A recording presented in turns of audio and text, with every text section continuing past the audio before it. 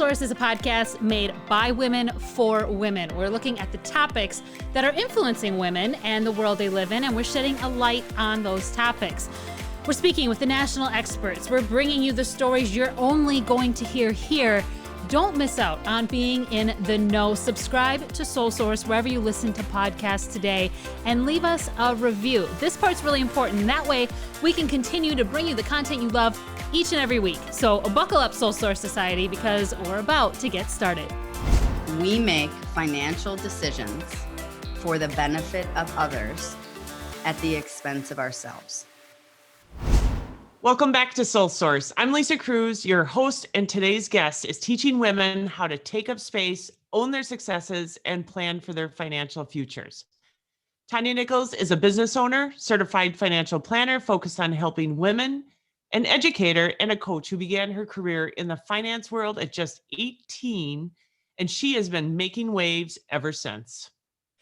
So we're just going to jump right into it. I know you have a lot to say and share with our listeners. Again, every time we have an interview, we do Soul Source. It's just a learning opportunity for me as the host, for my team, and the listeners out there. So we just want to talk a little bit and get started about your background. Certified financial planner. Like, how does one even come to be a certified financial planner? And what is your journey? How did you end up in this space?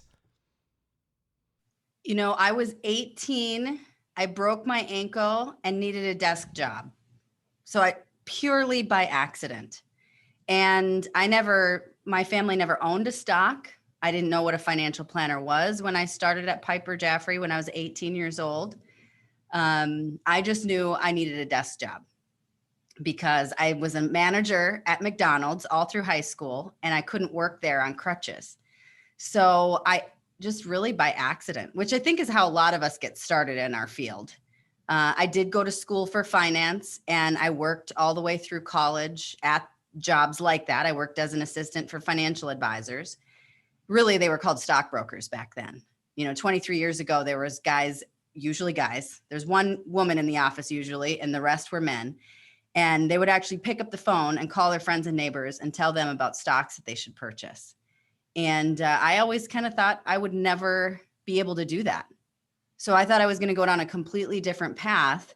And then I met some folks that were doing real financial advice, financial planning. They were talking to people about how their money would go when they died, or if they could really retire and afford it. And there were just different kinds of conversations that I was like, I could do that.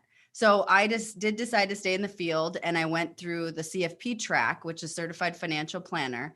And really it's like the gold standard for financial advice, because what it allows me to do, it's a certification that kind of pulls all the aspects of your financial situation together. So think taxes and investments, estate planning, insurance, cash flow, debt, budgeting, priorities, goal setting. And it really, it gives me the technical chops to be able to make sure we're not, I don't know, here's one of the analogies that I've heard. Financial advice world is like juggling. And there's glass balls and there's plastic balls. And my job as a CFP, that certification makes me uniquely qualified to know which balls we can drop and which ones we can't. And so then we just do our best work with clients who want us to kind of help them juggle all the different pieces of their financial puzzle and make sure they don't miss the big things along the way. So I've been in the industry 23 years, and now over the last few years, I've started to focus strictly on women. I mean, we do have a few awesome men that we work with, but I found it was just a space that was very much underserved. And the intersection for women and wealth right now, there is just incredible demand for real advice for how to make decisions about retirement and all the different pieces of the puzzle that come into place for women over the age of 50. So now I run my own firm, Align Financial, and we, as I said, we specialize in working with women within a few years of retirement, just kind of rock retirement. That is so awesome to hear. I love that. You own your own firm. You're helping women. And something you mentioned about your background, I just want to go back to, and I'm curious if it's changed the industry overall. You said typically when you started out, you were probably the only female in the office.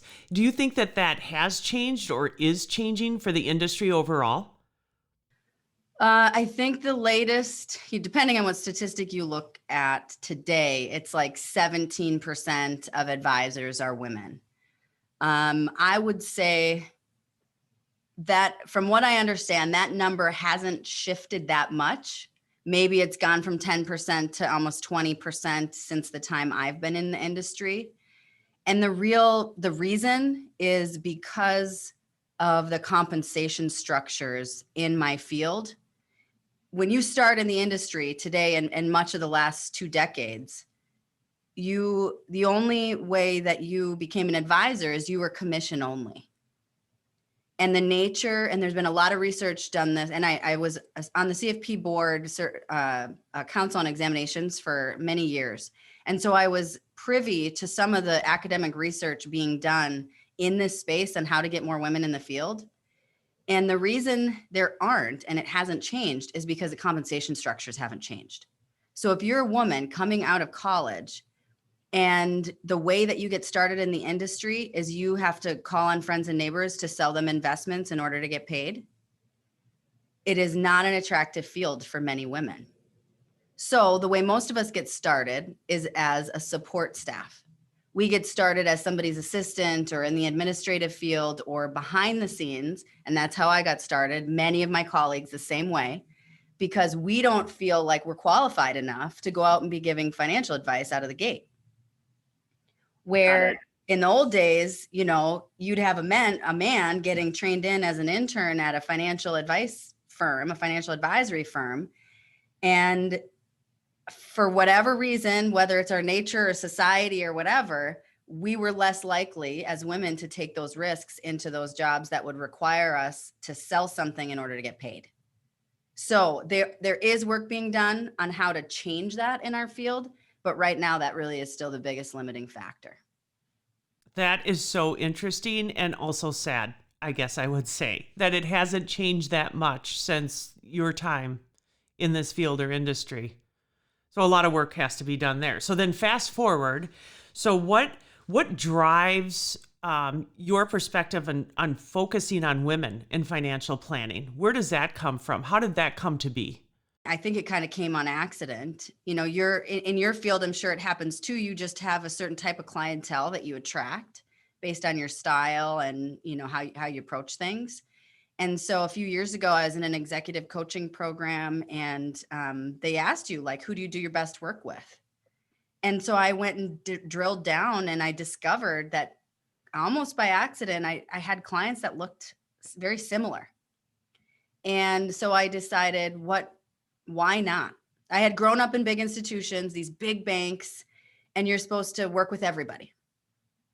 And then when I started to narrow my focus and give myself permission to serve the people, the women that I felt I did my best work with and made the most, I guess, impact, it was like, the whole world opened. I mean, it was such relief isn't the right word, but it was exciting to realize that I could just work with these women who were seriously underserved. And many of them were highly successful executives in the healthcare field, lots of physicians. We've got a big hospital system here, so I do a lot of work with them. And so I know their plans inside and out. And they weren't being served in the way that they wanted. And so they came to me, and then I just decided I'm building a firm around this, about what they want from me. And now, that's all that comes through the door are women who want to feel good about their success, women who want to feel good about their wealth and their money and feel like they're making the best decisions they can for their future and their family's future. Most of the women I serve are the decision makers in their family, or they're alone and they need a partner, a thinking partner to talk through, should I refinance my mortgage?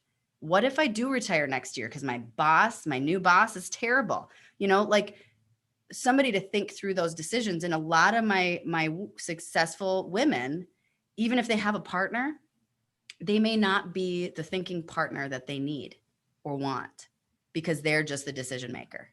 So I love it. It's fun. And really I created a business that provides the service that I need too. I'm a single woman. I was divorced a few years ago. My husband was not the earner. He was not the financial decision maker. I was the lead on those things. And I've always needed a thinking partner. So I've had an advisor that I run things by for my entire career, because I feel like that objective kind of third party partner is so invaluable. I love that. You totally saw a need with women and you're fulfilling that need, which is amazing. So how does a woman's financial needs differ or perhaps is the same than a man's? I'm curious. And what do you talk to them about to be prepared for as well? So it's kind of a double-edged question as well. So it's interesting. You've probably have you heard about Bitcoin? Like, has that been a thing? I have teenage boys, early 20 boys, or men, they're all into this. I hear about it nonstop. So that's a great example of how the industry serves men and women a bit differently. I think this is all my opinion too, and completely anecdotal, right? This is just my experience with working with one client at a time for 23 years. Yep. In the 80s and 90s, when 401ks became a thing, the whole conversation for these women that I serve and men, baby boomer men and women, was accumulation. How do you save more money? And because the industry is dominated at the time and now by men, that ended up being the whole conversation. And none of those people at that stage, they were in their 30s, 20s, 30s, and 40s. They didn't need to spend their money yet. So it was all about how to grow your money faster. So the industry created a narrative about how to invest your money to grow it faster, and that there's a cooler idea than everybody else. And if you just find the guy, usually the guy that has the cooler idea, then you're going to make it. And I have never had one woman client ask me about Bitcoin. I've never had one woman client ask me about GameStop. None of them, very rarely, do they sit down and want explanations about the difference in, performance between the S&P 500 and the MSCI All Cap World X USA Index. Okay? Whatever you just said. Yeah, right. Exactly. What they want to know is, am I going to be okay? And what do I need to do to be okay? What do I need to do to take care of myself and my family? And the answers to those questions are not inside of a Bitcoin conversation. That's actually a distraction, because whether you own Bitcoin or not isn't going to change your level of financial security. It's just a distraction. So the things that grow people's net worth are, this is going to sound crazy, but spending less money than you make. Oh my gosh, what a novel idea. Revolutionary, right? Oh my gosh, you heard it here first on Soul Source. Right. So it's things like that. And so those are the kinds of conversations that I spend with my clients as we talk about, and this is what's interesting about women, as I think, and maybe it just happens to be the kind of clients I attract, I don't really know. But when you start focusing on the big picture, like how is your wealth, how do you want your money and your wealth to serve you? Then we can kind of, we'll take care of those distractions. Like we have to have the investments taken care of. We have to make sure we understand what your pension and Social Security will be eventually. And should you do a Roth conversion? And, how do we maximize your tax bracket? And all these geeky technical things, they are necessary, right? And my 10 years of experience writing the exam for certified financial planners in Washington, D.C., like I can get geeky with the best of them. But at the end of the day, what women want to know is, am I going to be okay? That is absolutely amazing. The fundamental differences that you're experiencing from your perspective. Like you said, that's your perspective. But I would consider and do consider you an expert financial planner for women. That's what you're focused on. And everything you just said, and you talk about Bitcoin and also talk about GameStop. And then I was thinking AMC. So that's all I hear about in my household. Funny enough, I have 4 boys. So that conversation is constant. So I love that I have the opportunity now to go home and push back on that. And I love men. Like, this is the Yeah, other thing don't get I us want to wrong. make sure. Yeah, like, I love men. But really what happened in our industry is because it was so male dominated, there hasn't been or there wasn't enough representation at the tables of leadership to make sure that different ideas and approaches were represented.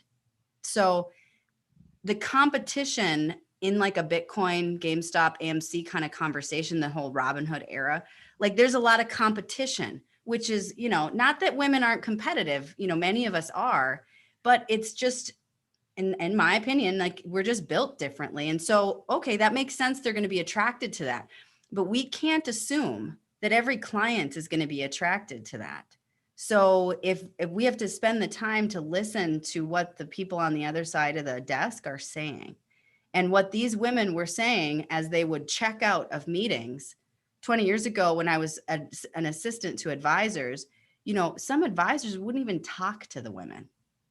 They Oh wouldn't my even gosh. address them, and that's just a painful realization that our industry, we haven't necessarily been the best listeners. And yeah. And so again, I love men, so I don't want to do any sort of male bashing here. But I do think that we just think about things differently. And for them, it's fun. So Bitcoin, go ahead, fine, have your fun. Imagine Bitcoin like going to the casino.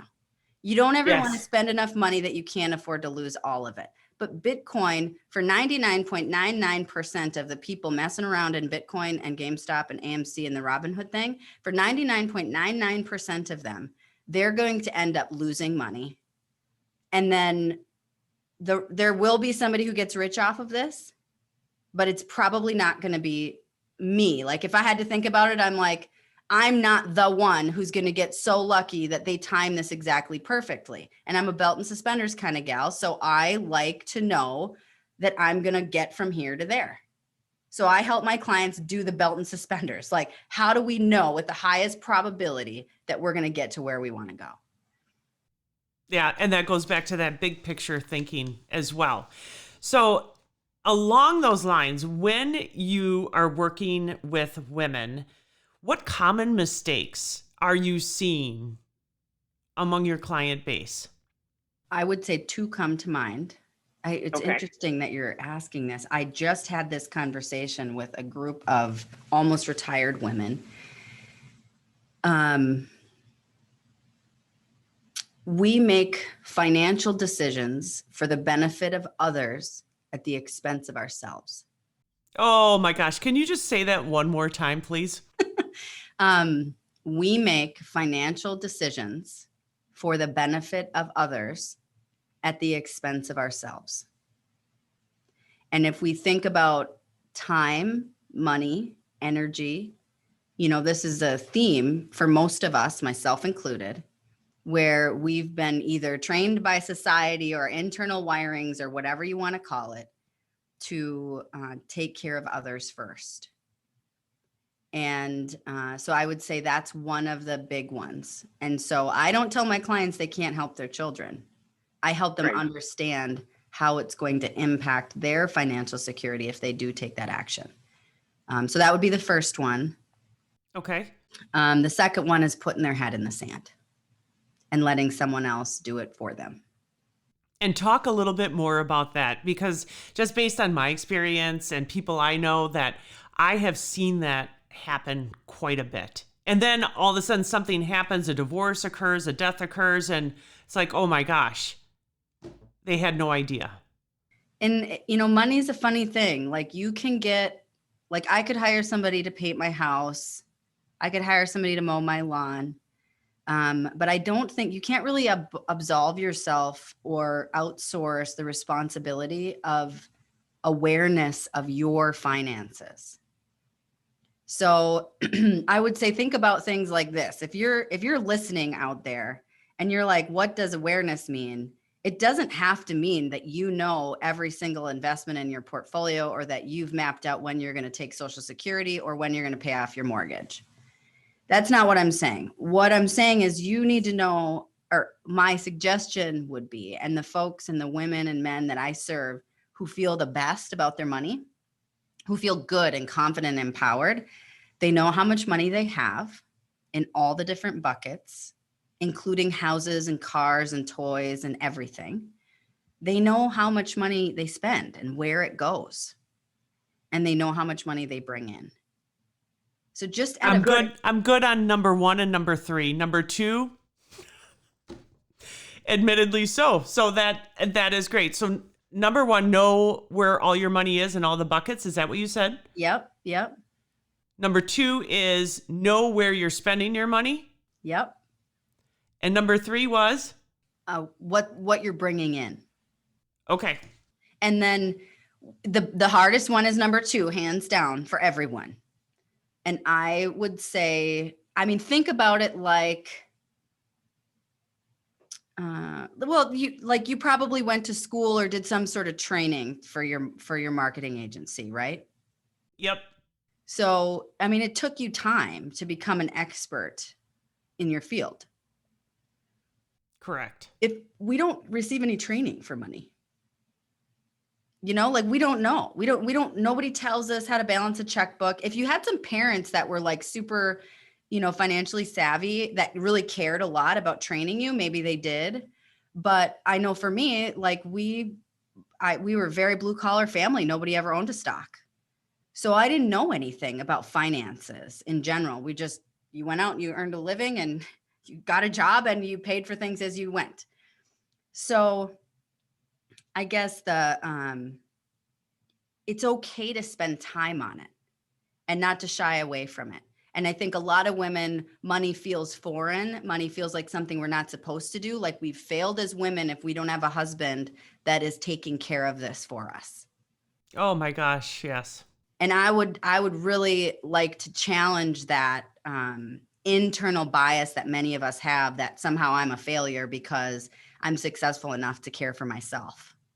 Like there are those of us that there is an internal shame, an internal ickiness that because we've nailed it and we've been successful and we can take care of ourselves, that somehow we're less of a woman because somebody isn't taking care of us. And honestly though, the flip side, you bring up an interesting perspective. The flip side too is I don't think society as a whole is comfortable with successful women either. Bingo. Totally. So, yeah, so there's some issues and some uncomfortableness taking place around that too. But you're saying like, don't put your head in the sand. Like women need to know what their finances look like, what they need to do, how to do it better. And so one other thing to go down that path is you mentioned children, parents.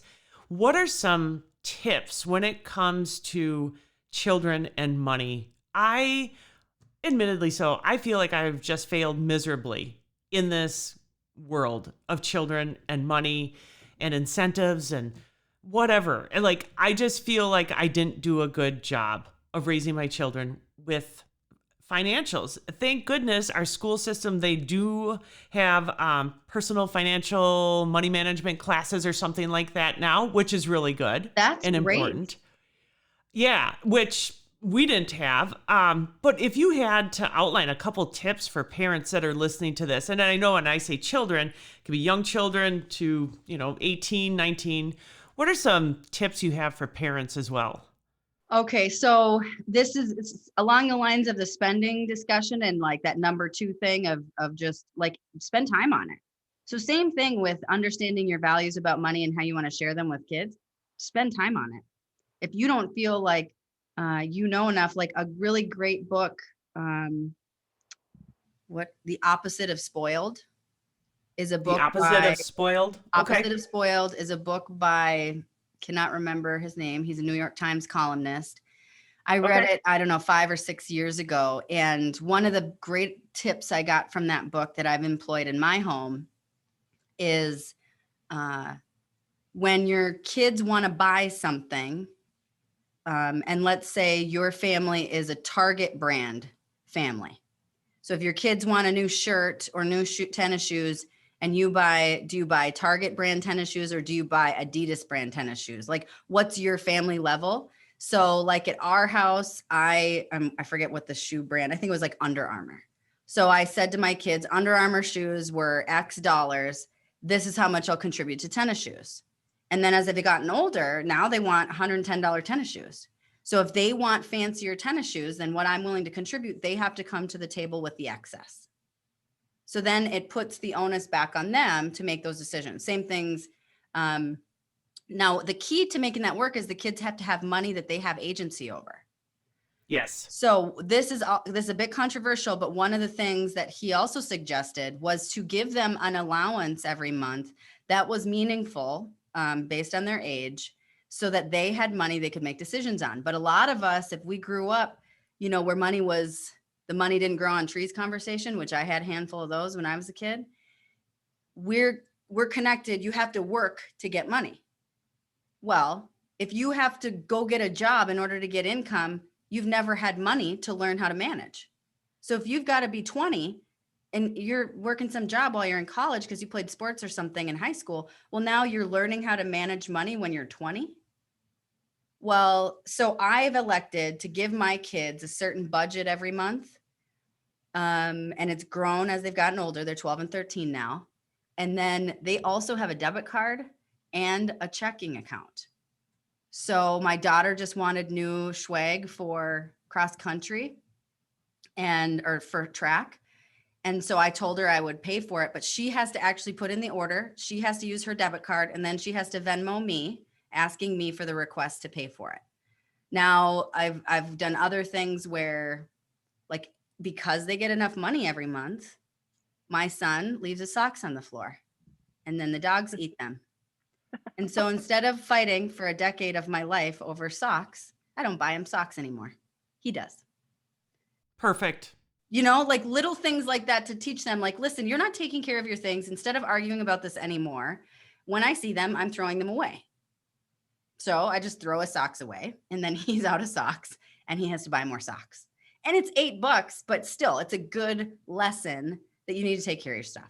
So those are some tips and tricks that I've employed that feel like they're working, but admittedly, they're controversial to give your kids money without necessarily work. And I tell my kids that the work is they've got to get good grades and they've got to show up in the activities that they commit to with, fully commit to those activities. And if they do that, they keep the room clean and do a handful of like basic chores, feed the dogs, do the dishes, then they get their allowance. And they have to do a money report every month. He also suggested that. So they have to. What? Yes. So we said number 1, number 2, number 3, right? You have to know how much money you have, where it's going, and how much is coming in. My kids have to do that every month in order to get their money. That's amazing. So maybe I'm not so far off track. We have done some of the things that you mentioned, and I was thinking my one son who, oh, bless his heart, he is a true entrepreneur at heart. I'm sure that came from me and my side of the family, but he has been wheeling and dealing on selling and buying guitars on Facebook Marketplace, like nobody's business. And that's a silver lining of the pandemic, is because they weren't in person school, he took up these side gigs. And so I have listened to him on the phone, talk to customer service, answer questions, like he is amazing. But I told him he needs to start tracking in some sort of table or Excel spreadsheet about what he's buying, selling, and all the other costs and incidentals that go into that. He needs to have a good understanding of really how much money he's making at the end of the day. So maybe I'm not so far off track, but a lot of what you said really resonates, and I think our listeners will appreciate that as awesome advice. And I love the consequences and the socks. $8 for a kid is a lot of money. They don't want to spend $8 of their money on socks, buying socks. So you made that point with them. Right. Well, and I would like to commend you. I mean, think about having a kid who's already motivated to make money. That's awesome. That is awesome. He blows us away. One of the downsides of my strategy is my kids have money coming in every month. And so that maybe is disincentivizing. I don't know how to say that. I think, yeah, whatever. So like our cleaning lady just quit, and I thought, well, we're at an age where they could get more engaged. And so my daughter made a proposal for how much for each bathroom and all these things. And they did it one time. So they're not super motivated to make money. So that's my next action, is how to figure out how to motivate them to want to earn. Oh, yeah. Maybe my son could talk to your kids. Like he is on fire. And before it was guitars, it was silver. So yeah, it's just been crazy. I told him he could get into any college if he writes an essay about his experiences, because it's been impressive. Right. So I have one more little question for you that I want to ask you about.